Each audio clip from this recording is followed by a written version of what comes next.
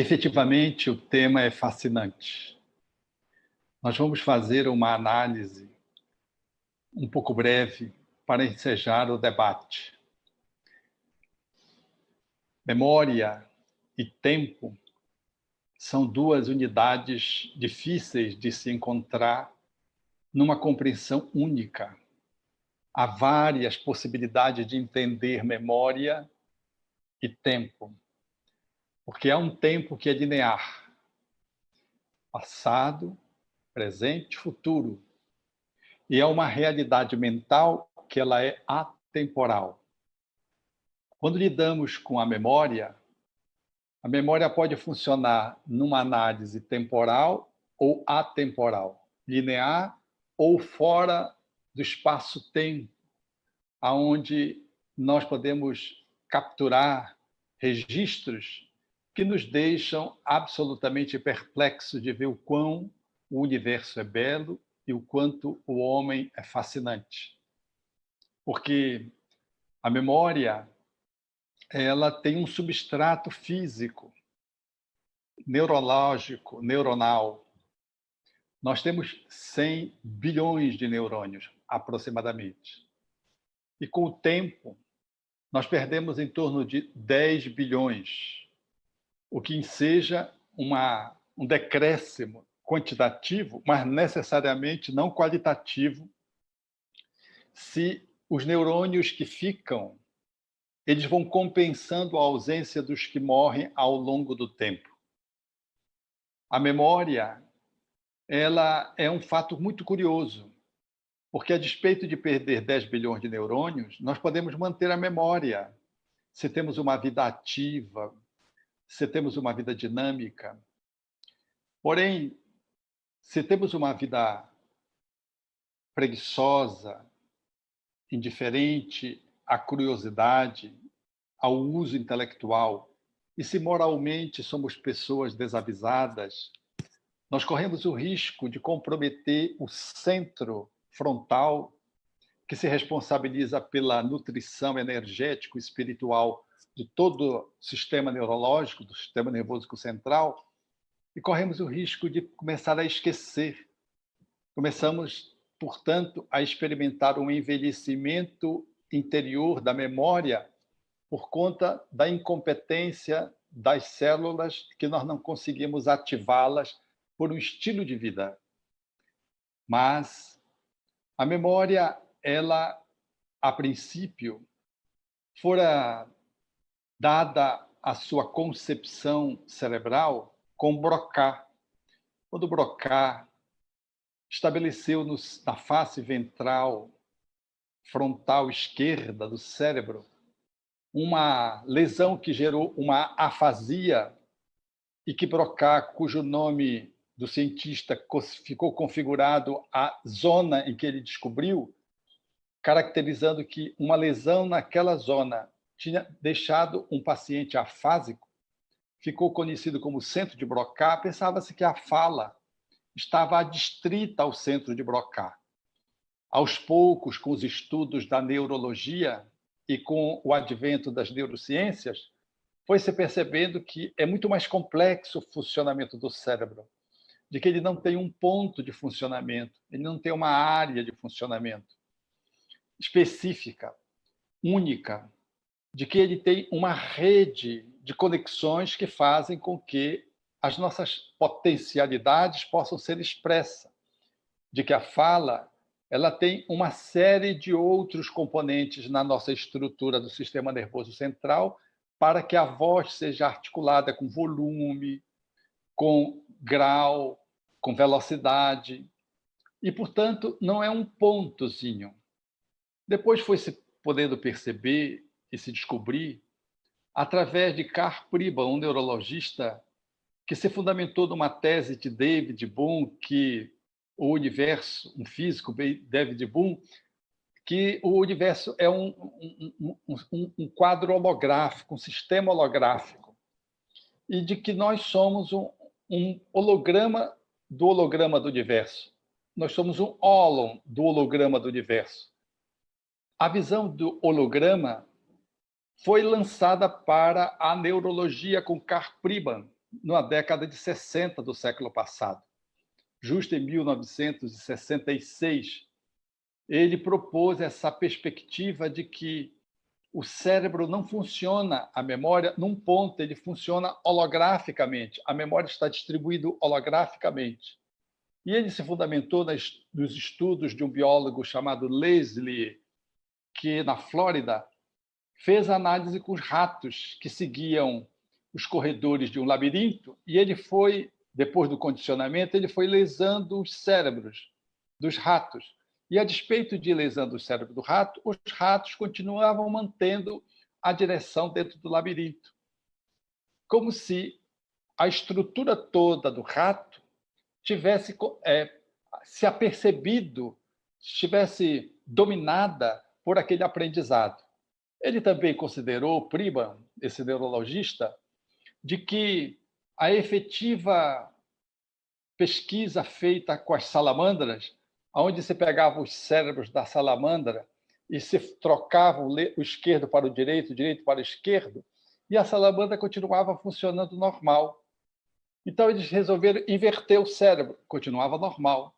Ele resolveu partilhar o cérebro e embaralhar o cérebro, que deu ensejo ao livro, o cérebro embaralhado.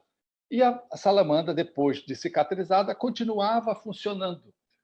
Essa orientação, essas pesquisas, sugeriram que Pribban, inspirado na visão do físico David Bohm, pudesse propor de que o cérebro ele funciona como um holograma, ele funciona holograficamente, e de que a memória estaria distribuída como um todo no cérebro. Mais tarde, caberia a um grupo de pesquisadores que, fazendo análise da memória, puderam perceber que algumas pessoas bem pequenas, às vezes grandes, mas bem pequenas, elas lembravam de experiências que estavam arquivadas em algum lugar, mas que não era num ponto, como a visão de Broca, não era como propunha Pribban, que estava distribuída no cérebro holograficamente, de que elas não estavam no cérebro enquanto estrutura física. Foi Ramana Nash Banerjee, estudando as lembranças espontâneas, estudaria durante 25 anos na Universidade de Rajasthan, na Índia, em Jaipur, as pesquisas sobre as recordações espontâneas de crianças, jovens e adultos. E pôde entrever de que as pessoas lembravam de já terem vivido antes. Essa perspectiva de compreensão que Banerjee trouxe para o mundo ensejou uma compreensão de que havia uma memória que não estava no cérebro. Ele chamou de memória extracerebral. Essa percepção que o indiano parapsicólogo trouxe coincidiu com a visão de Ian Stevenson, um psiquiatra canadense que se radicou nos Estados Unidos pela sua questão de saúde e que, depois de curar a esposa de Xerox, que tinha muito recurso, aquele que enseja as fábricas da Xerox, ele ganhou como consideração uma doação em dinheiro que foi doado à universidade para as pesquisas que Ian Stevenson deveria ensejar. Essas pesquisas estavam comprometidas, no entanto, que Ian Stevenson fosse o chefe das pesquisas. E, dada os recursos doados, Ian Stevenson fez pesquisas durante 30 anos sobre memória extracerebral, com o nome de reencarnação, palavra que foi cunhada pelo Espiritismo com Allan Kardec para caracterizar a volta de um espírito ao corpo. Ian Stevenson escreveu várias obras, 16 obras, e a última foi a mais notável sobre regressão de memória, quando ele propõe um livro relacionando regressão, reencarnação e a biologia, através de análises que estavam observando marcas de nascença relacionadas a outras existências. Via as marcas de nascença, ia pesquisar a lembrança que a pessoa tinha noutra vida e fazia os estudos periciais, às vezes noutro país, onde a pessoa dizia ter vivido, e assim consolidava a compreensão da existência da reencarnação como hipótese para explicar aquelas marcas de nascença. Essa é a compreensão de que a memória, portanto, ela não está num lugar cerebral, muito embora tenha sua correspondência no cérebro. Foi, portanto, na década de 70 do século passado, que o pesquisador norte-americano trouxe à baila uma nova ordem de conteúdos e de ideias. Foi Banerjee, na Índia, a Stevenson, o canadense, nos Estados Unidos, e Morris Netterton, lá nos Estados Unidos, psicanalista, teve a oportunidade de fazer uma imersão nos seus pacientes quando estava tratando psicanaliticamente a origem dos males que fizeram adoecer e descobriu que algumas das origens desses males estavam para além da barreira placentária, estavam noutras vidas. Ele que era um protestante, se transformou no livre pensador, porque agora levantava a tese da reencarnação como um conteúdo científico aplicado agora numa ciência psicoterapêutica. Edith Fiore era uma outra psicóloga que viveu a mesma experiência de Netterton, sem que eles pudessem estar trabalhando juntos. E, à mesma época, publicou o livro Já Vivemos Antes, quando ela também pôde descobrir, fazendo o processo psicanalítico, que as pessoas tinham memórias que estavam além desta vida. Netterton publicou uma obra que é o best-seller, foi Vidas Passadas em Terapia. Esses dois pioneiros abriram espaço para a regressão de memória, não mais como um estudo religioso, uma afirmação filosófica, nem como uma pesquisa científica, como fizeram o Banerjee e a Stevenson, agora como uma ciência aplicada no campo da psicologia e da medicina. Foi nesse vão da história que nós chegamos a uma série de outros autores, pesquisadores e estudiosos, que vêm ampliando o estudo da memória no que tange aos dramas que nós, seres humanos, experimentamos, trazendo conteúdos conflitivos no nosso inconsciente profundo. Só mediante o conhecimento da reencarnação é possível entender que alguns conteúdos nossos, eles não estão conflitivos, eles não estão nessa vida. Eles estão numa outra existência, às vezes muito recuada, às vezes mais próxima. E é verdade que há outros conteúdos que estão relacionados com essa vida, o que enseja uma abordagem psicanalítica desta vida e a possibilidade do processo de resolução e de cura. Mas a maioria das nossas perspectivas conflitivas, dos nossos traumas, muitos deles, sobretudo os mais difíceis, nem sempre encontram uma causa nesta existência.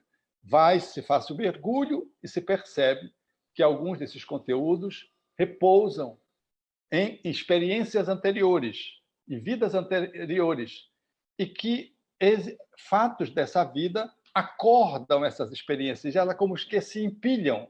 E quando você percebe, o evento desta vida que suscita um tipo de comportamento não justifica, por ser desproporcional, aquela alteração que a pessoa apresenta no corpo, emocional, psicológica, mental, e que você só entende quando você mergulha no passado profundo, nas subpersonalidades que habitamos, que animamos em outras existências.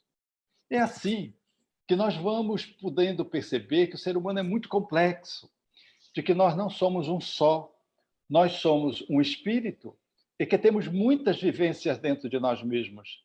Nós experimentamos como que uma comunidade dentro de nós mesmos, porque temos várias subpersonalidades representando as experiências de várias vidas nas quais nós nos movimentamos, e esse conteúdo de várias vidas estão dentro do nosso inconsciente profundo e emergem.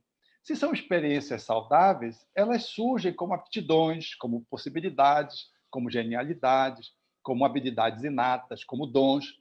Se elas são vivências perturbadoras ou experiências traumáticas, elas chamam a atenção quando se manifestam porque elas são distonias, se manifestam como fobias, ansiedades não justificáveis, depressões que não têm motivo nessa existência, enfim, ou alterações orgânicas que não fazem o menor sentido quando se analisa as causas nesta vida que não justificam.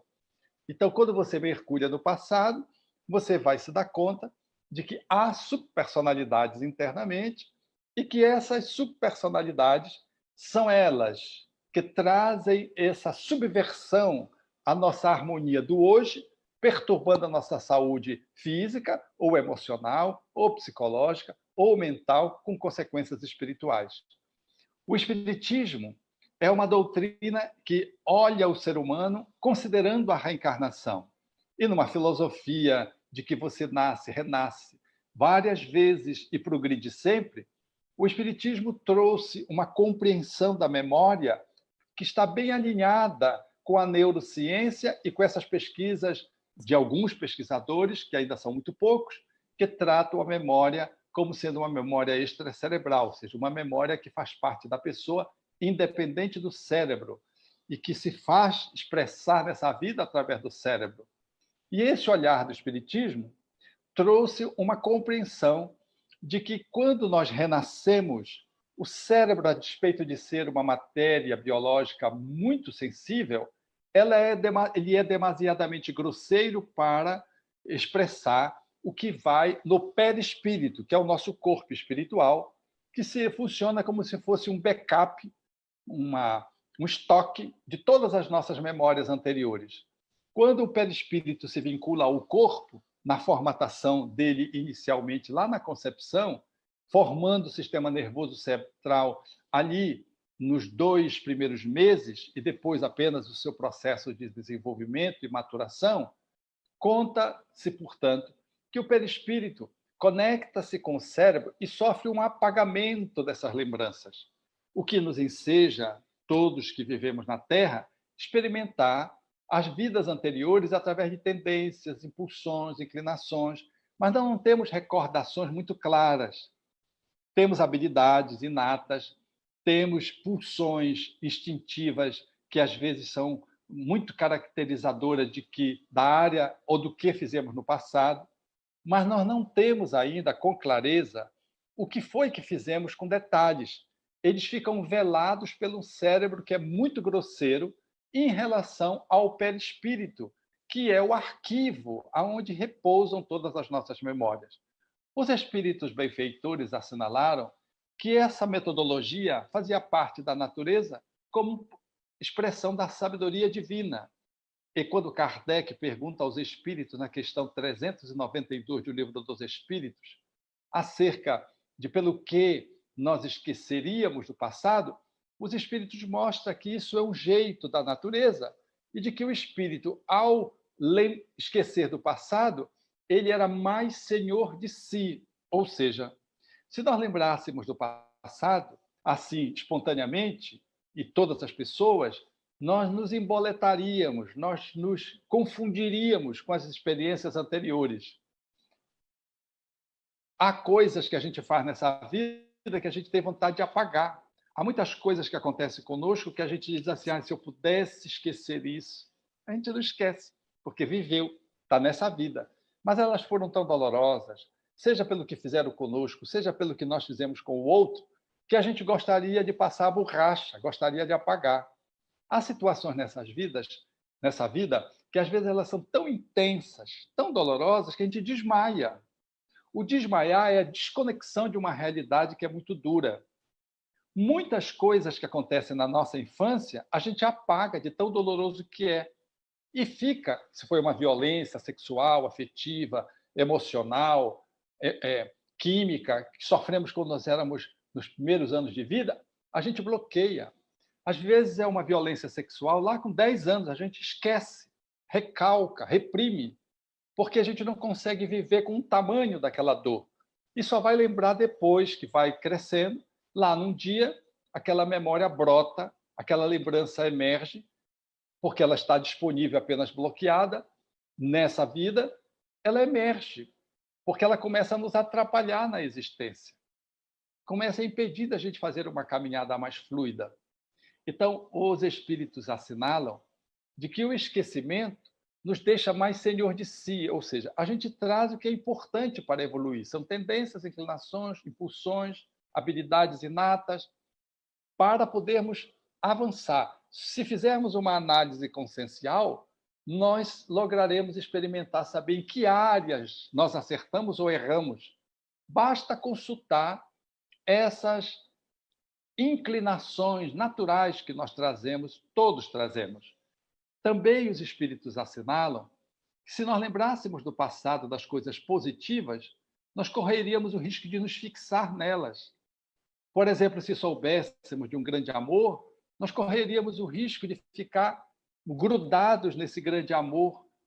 Então, quando a gente esquece e reencontra um amor e o desamor dentro de casa, por exemplo, dois filhos, um que foi um desafeto, culminou com um crime no passado de morte, o outro, um grande amor, com que nós elaboramos uma boa jornada. Quando nós olhamos esses dois filhos, e se nós lembrássemos, nós tenderíamos a rejeitar aquele que nos matou ou que nos causou mal e tenderíamos a nos fixar com aquela pessoa que está reencarnada como filho, que nos fez muito bem. Então, o esquecimento não é só das coisas boas e das coisas ruins, é da totalidade. Mas não é o esquecimento absoluto que nos deixa como se fosse uma folha em branco. É o esquecimento relativo, porque deixa passar o filtro da reencarnação, deixa passar tendências e inclinações, para que possamos saber quem fomos, o que precisamos fazer nesta existência. E, às vezes, a gente bloqueia algumas lembranças exatamente para desenvolver outras áreas. Nesse viés, o esquecimento do passado é uma bênção divina. Mas há situações em que é necessário considerar de que a lembrança do passado, abrir uma janela, ela é positiva, e isso acontece nas reuniões mediúnicas, quando os espíritos trazem entidades que se nos informam. Aquelas informações que a gente recebe, ela nos serve de bálsamo para que a gente possa compreender o drama que a gente está vivendo. Às vezes nós sonhamos e recordamos de uma vivência passada e vem ao encontro de uma situação que a gente está vivendo e aquele sonho, como que, ele encaixa e nos amplia a percepção naquela ocorrência. De outras vezes, nós podemos nos valer da terapia regressiva a vivências passadas, que é uma abordagem acadêmica que traz essa necessidade, essa técnica da imersão no passado, abrindo janelas no nosso inconsciente para trabalharmos conteúdos traumáticos que estão presentes no nosso presente. Eles estão no passado, mas eles são tão traumáticos e tão difíceis, tão invasivos no nosso hoje, que eles estão hoje presentes. Eles são do passado, mas estão hoje na nossa atemporalidade mental. Então, mergulhar nesse conteúdo é ajudar a pessoa a se desencalacrar do passado. Nós não estamos vivendo o passado, estamos vivendo no presente, mas trazendo o passado para o presente, estamos presos. Então, quando a gente diz assim, vamos voltar ao passado, não é, o passado já está aqui. Nós vamos trabalhar o passado que está nos impedindo de viver plenamente e atentamente o presente. Então, há um desbloqueio do presente, tirando uma encrenca do passado que se vincula ao presente, para que possamos fluir adequadamente. Então, a regressão de memória é uma intervenção médica, ou psicoterapêutica, ou psicológica, ou psicanalítica, que nos ajuda, portanto, a trabalhar um nó que precisa ser desatado para que possamos ser mais no presente, construindo a nossa realidade para o futuro vindouro, para o que vai se seguir. Esse processo, portanto, ele não visa a curiosidade que o Espírito Emmanuel fez uma série de observações em torno do tema. E eu confirmo aquilo que o Espírito Emmanuel propõe enquanto observação do ponto de vista espiritual espírita, de que muitas pessoas querem regredir para saber quem de importante elas foram no passado, quem elas lhes ofereceu enquanto possibilidades de ser uma pessoa grandiosa, ou o que aquela pessoa fez de negativo para ela, e aí eu quero saber, como por mera curiosidade, eu não quero me trabalhar, então eu quero saber o que é que aquela pessoa me fez de mal, para eu poder hoje dizer para ela, você me fez isso, isso, aquilo. Quando uma pessoa veio com essa fala no consultório, procurando fazer regressão, nós já sabemos que não devemos fazer regressão, tem uma contraindicação. A pessoa não quer se tratar, ela quer saber a história para poder acusar o outro, mantendo-se numa posição de vítima. Então, a maioria das pessoas que procura regressão, elas procuram por curiosidade. Elas não querem se tratar. Elas querem saber ou que elas foi importante no passado, ou que o outro fez de mal para ela poder dizer agora, de forma cabal, que ela é assim com relação ao cicrano, ou ao beltrano, ou fulano, porque ele fez isso, ela fez isso ou aquilo para ele, e agora ele quer esses elementos que ele não tem, que estão esquecidos. O que significa dizer, nessas circunstâncias, que a psicoterapia regressiva a vivências passadas não está indicada, não se deve fazer. Mas, em outras situações, a regressão se impõe como uma necessidade para liberar a pessoa da aflição que ela está vivendo. Quantas pessoas se aproximam e dizem: eu quero poder ajudar o meu filho, mas eu não estou conseguindo ajudar o meu filho. Eu quero poder ajudá-lo, mas eu estou sentindo uma dificuldade, eu quero saber o que foi que aconteceu comigo para que eu possa me trabalhar. Ela está querendo se olhar, está querendo se melhorar para poder atender o filho. E dentro de um contexto terapêutico, o profissional avalia a indicação ou a não indicação e abre, se for o caso indicado, abre uma janela para pegar aquele conteúdo que está travando a pessoa na relação com o filho, ou na relação com o seu corpo, ou na relação com a sua cidade, ou na relação em algum aspecto circunstancial da sua existência, para destravá-la, devolvendo-lhe a liberdade de poder continuar caminhando, fazendo um trabalho que tem 5 etapas. As 4 primeiras é no consultório. Lembrar, o que é muito fácil, basta uma indução, não é um processo hipnótico profundo, botar para fora a emoção, colocar junto com a emoção o corpo, na onde essa emoção está conectada, e o quarto, mudar o script negativo que ficou dessa experiência, a pessoa criou o script negativo. Então, chover me faz mal, cobra é grave, porque a pessoa morreu de uma picada de cobra, eu não posso falar em público, morreu, que eu estava falando em público, sofreu um acidente, morreu, então a pessoa ficou presa naquele acidente, não consegue falar em público, enfim, ela muda o script negativo para o positivo. E a quinta etapa é ela fazer tudo isso que ela elaborou no consultório, fora de lá, colocando em ação um novo script positivo, que ela alterou do negativo para o positivo, colocando em prática para alterar um comportamento que ela estava apresentando negativo, que estava lhe perturbando. Esse, numa síntese, é o que é o processo terapêutico, todo ele consciente. É uma janelinha que você abre do inconsciente como se fosse uma cirurgia mental, traz a lembrança da memória profunda, vive-se a emoção e a emoção no corpo e a emoção, e vive e se reelabora, se ressignifica a experiência, transformando aquilo que ficou como um comando negativo e que a pessoa vem seguindo dominado por ele até hoje, e por isso ela está no presente dominado por esse comando negativo do passado, alterando pelo um positivo dentro de uma elaboração feita psicoterapêutica no setting terapêutico. E ali ela sai para viver, então, o comando positivo proposto. Essa é a abordagem acadêmica. O espiritismo, portanto, ele se coloca muito confortavelmente. Muitas pessoas dizem assim: a terapia regressiva às vezes passada é uma terapia espírita. Não é, é uma terapia acadêmica. Os dois eram protestantes que descobriram, que ficaram conhecidos como os mais importantes e os pais da terapia regressiva às vivências passadas, se transformaram em livres pensadores. Não eram espíritas. Aí outro diz assim: o espiritismo é contra a regressão de memória. Não é contra.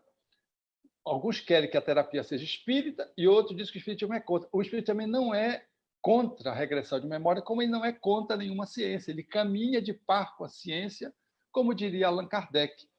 O que o espiritismo recomenda é que não se faça regressão de memória que não seja psicoterapêutica, que seja movido por curiosidade, que seja simplesmente pela uma experiência de brincadeira, que seja simplesmente para você fazer um mergulho para saber do passado sem um objetivo útil e bom. Isso não é terapia, isso não é terapêutico. Nesse ponto de vista, o Espiritismo claramente propõe de que não se deve tirar o véu do esquecimento, porque esse véu é de sabedoria divina. Ele vem para nos ajudar a crescer. Ele vem como um filtro para que a gente possa ser mais senhor de si mesmo. Não se deve levantar esse véu a troco de nada, ou por mera curiosidade, ou simplesmente para se municiar de informações para atacar alguém ou para se justificar. Isso não é justo, não é terapêutico. Então, a terapia regressiva em vidas passadas é uma terapia acadêmica, não é uma terapia espírita, e o espiritismo não é contra a terapia. Conhecendo o espiritismo, a gente se transforma num profissional, diríamos assim, mais alinhado pela questão ética do que o espiritismo propõe. Mas os terapeutas regressivos, os chamados TVPistas, eles não precisam ser espíritas, não precisam conhecer o espiritismo. Eu me lembro quando fiz a minha formação, nós éramos 16, 17, 18 pessoas, nós tínhamos um protestante, um judeu, 3 católicos, e o resto era espírita. Os espíritas eram reencarnacionistas, os católicos eram reencarnacionistas, o judeu era reencarnacionista. Só o protestante não era reencarnacionista. Só o protestante, era o único. Num grupo de 18, era a única pessoa que não cria na reencarnação. Fiquem pasmados. As regressões didáticas no curso, as regressões mais bonitas, mais estonteantes, mais clássicas, mais contundentes e plausíveis, era do protestante. Ele fazia análise, como alguns fazem, e eu faço isso no terapia, no consultório, quando a pessoa não crê na reencarnação, que é a memória genética. Ele achava que era uma memória genética. Nós não críamos que era memória genética. Mas tem pessoas que não creem na reencarnação e acham que a memória genética a gente traz geneticamente. E a gente vale-se desse modelo explicativo que serve para a pessoa e a pessoa trabalha. Essa colega médica que fez protestante, que fazia as regressões mais extraordinárias, ela só depois de aproximadamente 3 anos é que ela veio com o grupo e disse que ela cria na reencarnação. Só depois de 3 anos. Ela vivendo as experiências. Não era ninguém que estava vendo a experiência que ela estava assistindo, ela não estava trabalhando, ela estava sendo trabalhada. Ela estava vivendo as regressões e fazendo regressões nos outros. As regressões dela, que ela atribuía à memória genética, eram espetaculares. Vou dar um exemplo das regressões dela e mostrar o objetivo terapêutico. Muito embora essas regressões fossem didáticas, você se submete ao processo para poder depois se transformar num terapeuta. Ela, por exemplo, tinha medo de enseada. Enseada é aquele lugarzinho de terra que a água vai subindo, vai subindo, vai subindo e cobre. Ela não tinha medo de onda, não tinha medo de lago, não tinha medo de praia, não tinha medo de mar. Ela tinha medo de enseada. Vê se faz sentido. Não faz o menor sentido, não é verdade? Como é que a pessoa tem medo de uma água que vai subindo, onde você não corre risco nenhum, né? E não tem medo de tomar banho numa praia, de entrar num barco, de pular no igarapé, de pular numa piscina. Não tenha medo. Então, ela foi trabalhar esse medo. E quando ela foi trabalhar esse medo, ela foi o ancestral dela. Ela foi acusada de traição do esposo. O esposo era pescador. Quando o pescador chegou, rompeu com ela, tirou as alianças, rompeu, e pegou, mas não ficou satisfeito, e amarrou ela num pedaço de pau, amarrou, numa enseada. A água foi subindo devagar, devagar, devagar, ela morreu afogada. Veja como tinha coerência o medo de enseada. E nessa encarnação, ela não queria saber de casamento. Trauma de ter vivido essa experiência de conjugalidade muito traumática no passado, porque ela não tinha traído o esposo, ela foi uma calúnia. Então, você veja, dando um exemplo só, ela perdeu o medo da enseada com uma experiência dessa ordem. Uma outra experiência que ela tinha era um sonho. Os sonhos de vidas passadas a gente costuma ter, são sonhos vívidos e repetidos. Ela tinha um sonho repetido. Ela via umas aves de rapina voejando sobre ela, sempre as mesmas aves, sempre o mesmo sonho. Ela usou esse sonho numa regressão didática para mergulhar no consciente profundo. E foi para um ancestral dela. Ela era um soldado francês numa guerra com os ingleses, e ela era abatida junto com tantos outros que ficavam ali no campo de batalha, e ela estava agonizando e via as aves, os abutres, se aproximando, esperando para fazer os seus jantares, os seus almoços, porque os cadáveres estavam ali. E ela, então, com apavorada por não ser comida por aquelas aves, agora ela sonhava, e era esse o sonho. Ela saiu da regressão, foi estudar para ver se existia aquela guerra que ela viu, e no outro dia ela voltou e disse, olha, aquela guerra existiu, e esse meu ancestral existiu. Ela vinha falando dos ancestrais dela, mostrando que aquilo não era uma fantasia dela. Então, o Espiritismo vem como uma doutrina que nos impulsiona para o progresso. Ele faz uma aliança com a ciência. Não cabe fazer regressão na casa espírita, salvo se for na reunião mediúnica, de acordo com a metodologia que o Espiritismo propõe. Mas o Espiritismo, nós não fazemos regressão de memória, terapia de regressão de memória nas pessoas, na casa espírita, que é uma atividade profissional. É feita na atividade profissional. O Espiritismo não é contra, e o Espiritismo também não é dono de nenhuma terapia regressiva porque considera a reencarnação. Não é. São os fanáticos que querem que o Espiritismo se aproprie, ou são os ortodoxos que querem que o Espiritismo defina o que é verdade, o que não é verdade, o que pode, o que não pode, e manifestam-se dizendo que o Espiritismo é contra a regressão de memória, que não é. Contra a terapia, não é.